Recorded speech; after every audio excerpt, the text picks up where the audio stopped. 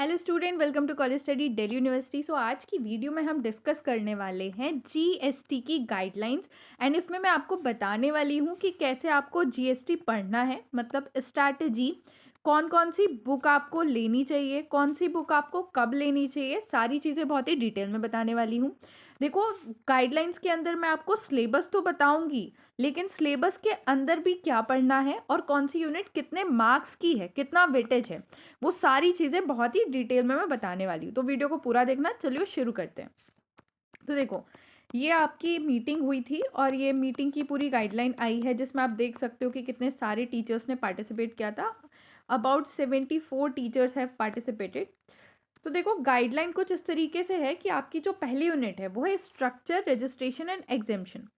ठीक है, ये 9 आवर्स इसको देने हैं, मतलब ये टीचर आपको इतने टाइम में पढ़ाएंगे। अब इसके अंदर आपको constitutional framework of indirect tax before the GST, rational of GST, structure of GST, GST council, GST network, state compensation mechanism, registration and exemption of GST आपको पढ़ना है।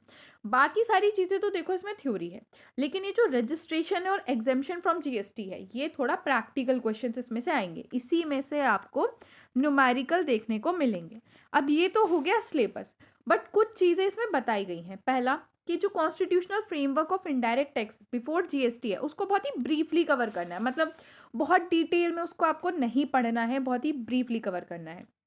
आपको 101 कॉन्स्टिट्यूशनल अमेंडमेंट, उसका रिलेवेंस क्या है वो आपको पता होना चाहिए। ठीक है, इसके अलावा in respect of provision of registration, registration की प्रोविजन के रिगार्डिंग आपको क्या करना है, लाइबिलिटी ऑफ रजिस्ट्रेशन में सेक्शन 22 टू 27 पढ़ना है, अलॉन्ग विद रूल 10। मतलब कौन सा सेक्शन आपको डिटेल में कवर करना है वो इसमें बता दिया गया है।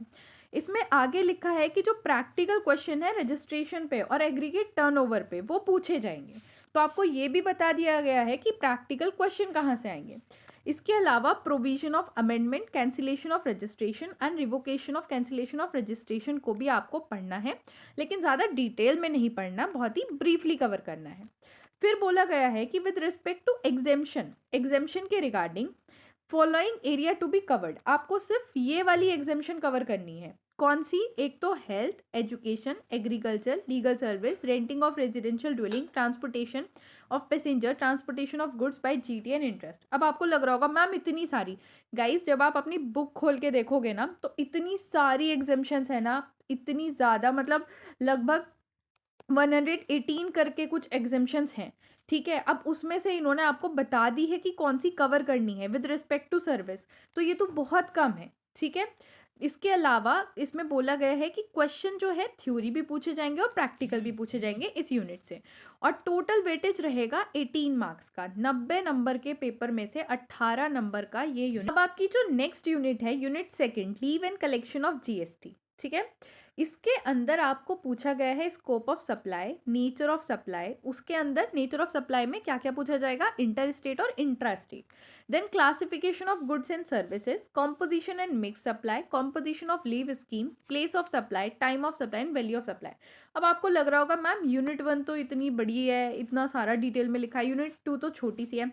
गाइस, ये ही आपकी सबसे बड़ी यूनिट है। देखो, ये 27 मार्क्स की आएगी आउट ऑफ 90 मार्क्स। ठीक है, और इसमें ही सबसे ज़्यादा आपको टाइम लगेगा। इसमें से न्यूमेरिकल क्वेश्चन ही आएंगे। इसमें डायरेक्टली लिख दिया है कि great emphasise on practical question and case study. आपको थ्योरी नहीं पूछी जाएगी, केस स्टडी क्वेश्चन और प्रैक्टिकल क्वेश्चन ही पूछे जाएंगे। अब डरना मत केस स्टडी देख के, बिकॉज मैं सारी चीज़ें कवर करा दूंगी बहुत ही स्मूथली, कोई दिक्कत नहीं आएगी। In relation to place of supply, provision कौन कौन सी कवर करनी है, सिर्फ ये प्रोविजन आपको कवर करनी है in relation to place of supply, और वो भी बहुत ही ब्रीफली, ज़्यादा डिटेल में नहीं करनी। उसके अलावा ये वाले कॉन्सेप्ट को भी आपको पढ़ के जाना है। ठीक है, और क्वेश्चन जो है इस यूनिट में से वो सिर्फ प्रैक्टिकल पूछा जाएगा, थ्योरी पूछी ही नहीं जाएगी, साफ साफ उन्होंने बोल दिया है। तो आपको अब थ्योरी रटने की इस यूनिट से ज़रूरत ही नहीं है। अगर आपके पास ये गाइडलाइन नहीं होगी या अगर आपने वीडियो नहीं देखी होगी तो आप थ्योरी भी पढ़ रहे होते, लेकिन अब आपको पता चल गया किसी प्रैक्टिकल क्वेश्चन करने, थ्योरी करनी ही नहीं है। यही फ़ायदा होता है गाइडलाइन का। Now next, the third unit. Third unit है input tax credit and reserve charge mechanism. इसमें दो चैप्टर हैं बेसिकली, एक तो है इनपुट टैक्स क्रेडिट आईटीसी और दूसरा है रिजर्व चार्ज मैकेनिज्म। ठीक है, रिवर्स चार्ज मैकेनिज्म। अब इसमें क्या क्या पढ़ना है कि एलिजिबल और इनएलिजिबल इनपुट टैक्स क्रेडिट के लिए, apportionment of credit and block credit, tax credit in respect to capital good, ability of tax credit in special circumstances and reverse charge mechanism. अब इसकी गाइडलाइन देखो, इसकी गाइडलाइन में लिखा है कि आपको ग्रेट एम्फसाइज करना है प्रैक्टिकल क्वेश्चन पे, वो भी इनपुट टैक्स क्रेडिट के, मतलब इनपुट टैक्स क्रेडिट में से प्रैक्टिकल क्वेश्चन आने के ज़्यादा चांसेस हैं। इतनी बात समझ आ गई। एम्फसाइज करना है एलिजिबिलिटी पे, condition of block credit and utilisation of credit, ये 3 टॉपिक को आपको मेनली लेके चलना है। इसके अलावा apportionment of common credit for both input goods services and capital goods, ये दोनों जो रूल हैं उनको आपको सिर्फ ब्रीफली पढ़ना है, ठीक है। रिवर्स चार्ज मैकेनिज्म में जितने भी गुड्स एंड सर्विसेज हैं उनको आपको कवर करना है, except those relating to transfer of development right lending security under the security lending scheme. मतलब आपको बाकी सारी चीज़ें तो कवर करनी है, बट ये कवर नहीं करना, इसको नहीं पढ़ना है आपको, ठीक है। देन बोला गया है कि इस यूनिट में से थ्योरी भी आएगा और प्रैक्टिकल भी आएगा, और ये यूनिट आपकी 18 मार्क्स की आएगी, 90 में से 18 मार्क्स का इस यूनिट में से आएगा। देन आपकी है unit number 4। Unit number 4 is tax invoice, return and payment of tax. इसके अंदर tax invoice, credit and debit note, E way bill, returns, payment of taxes, taxability of e commerce, ये सारी चीज़ें पूछी जाएंगी। अब इसके अंदर आपको क्या बोला गया है कि आपको जो प्रोविजन है ना ई बे बिल को लेके, वो बहुत ही ब्रीफली डिस्कस करनी है। अब वो क्यों? क्योंकि ई बे बिल की बहुत डिटेल प्रोविजंस हैं, लेकिन आपको इसे बहुत डिटेल में नहीं पढ़ना है, सिर्फ ब्रीफली पढ़ना है। उसके अलावा जो ई कॉमर्स है उसको आपको डिटेल में पढ़ना है, ठीक है। और देखो बहुत सारे रिटर्न हैं यहाँ पे, जीएसटी रिटर्न बहुत सारे हैं। अब इसमें आपको बता दिए हैं कि कौन कौन से जीएसटी रिटर्न आपको करने हैं, क्योंकि इतने सारे रिटर्न तो आप नहीं पढ़ सकते, याद नहीं रख सकते। सिलेबस में तो डायरेक्टली बस लिखा है कि जीएसटी रिटर्न्स पढ़ लो, सिर्फ रिटर्न्स लिखा है, लेकिन गाइडलाइन में सब बताया है कि आपको रिटर्न में GSTR 1 पढ़ना है, GSTR 2A, 2B, 3B, GSTR 4, annual return GSTR 9, 9A, GSTR 9C और QRMP को कवर करना है बस, ठीक है। इस यूनिट में से सिर्फ थ्योरी क्वेश्चन आएगा, कोई प्रैक्टिकल क्वेश्चन पूछा ही नहीं जाएगा।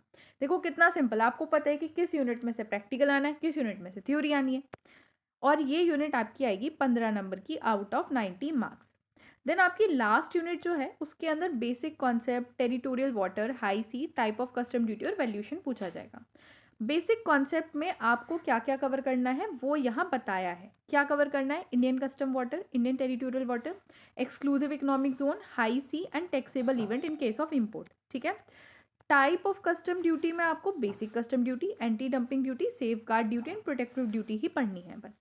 वैल्यूएशन ऑफ इम्पोर्ट ड्यूटी में से एक प्रैक्टिकल क्वेश्चन आएगा, साफ साफ बोल दिया गया है, और ये यूनिट आपकी 12 नंबर की आएगी।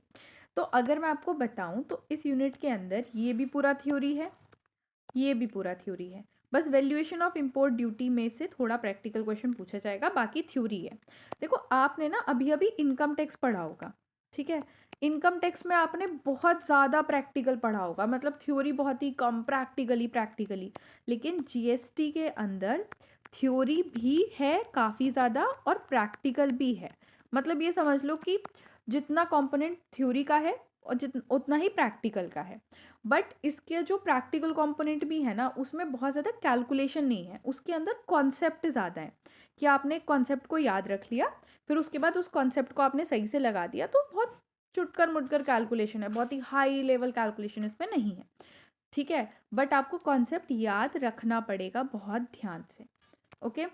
कॉर्पोरेट गवर्नेंस आपका थ्योरी सब्जेक्ट है, स्टिल ये सब्जेक्ट काफ़ी हार्ड है, क्योंकि कॉर्पोरेट गवर्नेंस में पूरे फैक्ट हैं और वो फैक्ट आपको याद रखने में बहुत मेहनत लगेगी।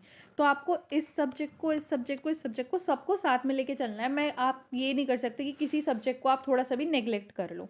तो आपको करना ये है कि आप जीएसटी में, मैं वीडियोस लेकर आऊँगी, उस वीडियो को पढ़ना है, प्रॉपर देखना है, उससे आपके कॉन्सेप्ट क्लियर हो जाएंगे। क्वेश्चन मैं आपको हाथों हाथ कराती रहूँगी, उस क्वेश्चन को मेरे साथ ही सॉल्व करना है, और फिर उसके बाद 6 से 7 क्वेश्चन आपको और प्रैक्टिस करने हैं बुक से, ठीक है। तो you just need a book for practice of numerical, क्योंकि जीएसटी के क्वेश्चंस प्रैक्टिस से ही आएंगे, सिर्फ कॉन्सेप्ट पढ़ने से, 1-2 क्वेश्चन करने से नहीं होगा, आपको अच्छी खासी प्रैक्टिस करनी पड़ेगी। मैं सारी चीज़ें आपको बता चुकी हूँ, बहुत जल्दी मैं सिलेबस कराना शुरू कर दूँगी। So thanks for watching. Video को लाइक करो, चैनल को सब्सक्राइब भी करो और वीडियो को हाइप भी करो। और अगर कोई भी डाउट है तो आप टेलीग्राम चैनल ज्वाइन कर सकते हो, वहाँ लिख सकते हो, आप कमेंट सेक्शन में लिख सकते हो। So thank you.